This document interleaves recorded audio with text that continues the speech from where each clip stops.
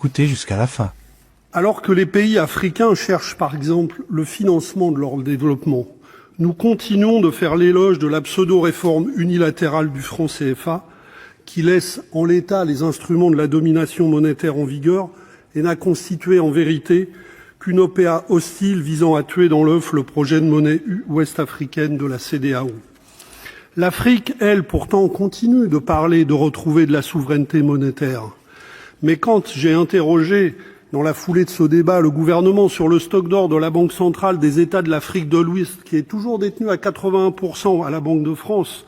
ou la publication d'une annexe mentionnée à la convention de garantie entre la Banque centrale de l'Europe, de l'Afrique de l'Ouest et la République française, on m'a répondu « circulez, il n'y a rien à voir ».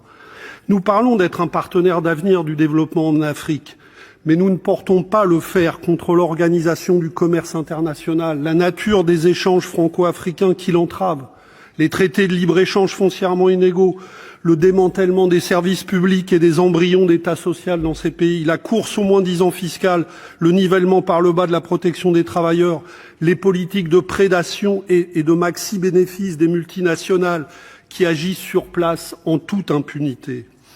Dans le cas de la France, par exemple, si le commerce extérieur en Afrique subsaharienne ne représente qu'environ 2% de notre commerce extérieur, les parts de marché, nous le savons tous, sont concentrées dans les mains de quelques grands groupes qui font des affaires avec un taux de profit indécent en complicité avec des élites extraverties et corrompues, au détriment de la très grande majorité des Africains. J'ai souvent dénoncé des exemples caricaturaux comme la surfacturation par des groupes français du train urbain d'Abidjan ou les profits accumulés par le groupe Bolloré dans les ports ouest africains dont il est parti sans égard pour les pays concernés. Le coût pour les peuples africains du maintien de ces rapports économiques est exorbitant. Il se nomme grande pauvreté, sous-alimentation, maladies endémiques, insécurité, corruption des élites, migration forcée. Quand allons-nous, et c'est tout cela dont la jeunesse africaine ne vole plus, quand allons-nous comprendre que le rejet de la politique française trouve ici ses racines profondes et ne peut être réduit au succès d'influenceurs russes, turcs, chinois ou d'autres encore? Quand tirerons-nous vraiment les leçons des dizaines d'interventions militaires françaises en Afrique, dont la dernière, Barkhane, est en vérité un échec politique lourd de conséquences?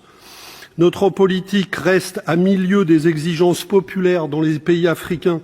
en faveur d'une vraie souveraineté, d'une deuxième indépendance, comme ils disent, exigence qu'ils expriment concrètement de plus en plus souvent. Vous ne comblerez pas ce fossé en lançant un média de propagande pour vanter les mérites de la politique française. N'en déplaise à ceux qui, au gouvernement et parmi nos collègues, évoquent abondamment la lutte d'influence pour tout expliquer. La seule manière de combattre efficacement les fake news et les propagandes hostiles est la mise en cohérence entre les paroles et les actes de la politique française en Afrique. Si nous écoutions vraiment les jeunesses africaines, si la France changeait réellement de politique pour respecter la soif de liberté, de souveraineté, de développement choisi, alors nous aurions tous à y gagner.